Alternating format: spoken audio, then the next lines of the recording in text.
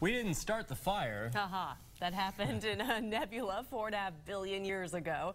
But today, during the sun's time to shine, it got upstaged by the moon. Matt King is live in our studio with the story. Michelle, Roland, I made this today for you guys. I wanted to show you how I made it and all the cool stuff it let us see. Start with the duct tape. Then add tinfoil, thumbtack, X-Acto knife, printer paper, and mailing tubes. One can't just peer up into the heavens and expect to walk away unscathed. No, to skirt Apollo, it takes some good old-fashioned American ingenuity. Tubes on tubes, tinfoil on one end, pinprick of a hole, viewing hole on the opposite end.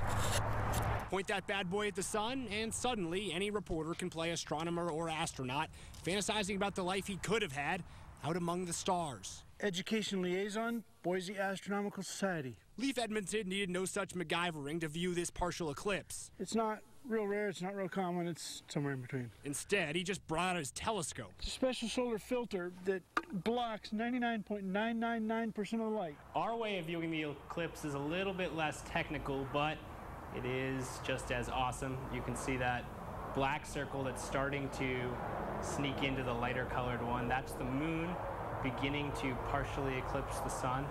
Again, a little less technical the way we're viewing it, but we are able to see what everyone else is with their high-powered telescopes with our homemade apparatus here.